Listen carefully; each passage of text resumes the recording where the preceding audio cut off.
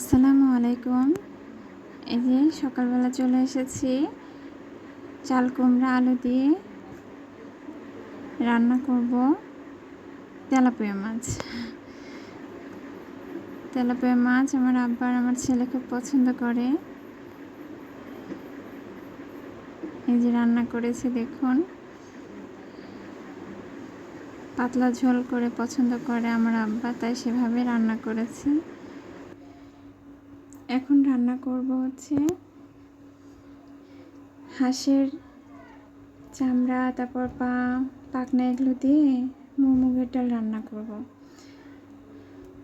এই যে আমি সব বেটে নিয়েছি, কাঁচামরিচ, আদা, রসুন, জিরা। আর এই যে এখানে নিয়েছি চামড়া, বেছে নিয়েছি, পাখনা নিয়েছি, গরম মশলা নিয়েছি। খুবই অল্প মশলা দিয়ে করব, আমার আব্বা এরকমই পছন্দ করে তাই। আর এই যে মুগ ডালটা আমি সিদ্ধ করে নিয়েছি আগে থেকেই, ফ্রিজে রেখে দিয়েছিলাম কালকে সিদ্ধ করে। তো এখন সেটা দিয়ে করছি।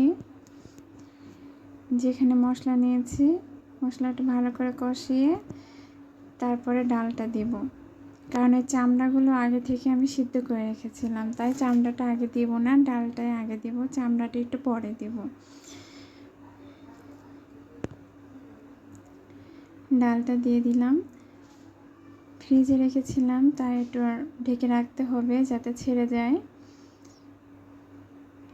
যে আমি দেখুন ঢেকে রেখেছিলাম, ছেড়ে গেছে। মাংসটার সাথে দিয়ে দিয়েছিলাম, আর এই যে পানি দিয়ে দিয়েছি। এখন ঢেকে আধা ঘন্টার মতো জাল দিব, রান্না করব। আমার আব্বা এটা দিয়ে রুটি খুব পছন্দ করে।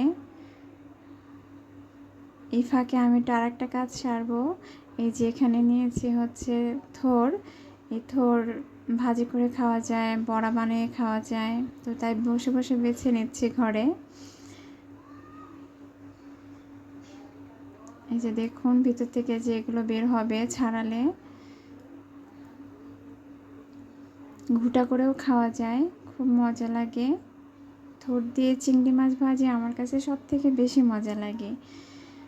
আপনারাও করে দেখেন, একদিন ভালো লাগবে।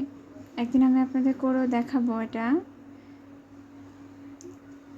আর এই যে সকালে আমার আব্বা হচ্ছে বাজারে গিয়েছিল, ছোট মাছ এনেছে, এগুলো চাদা মাছ।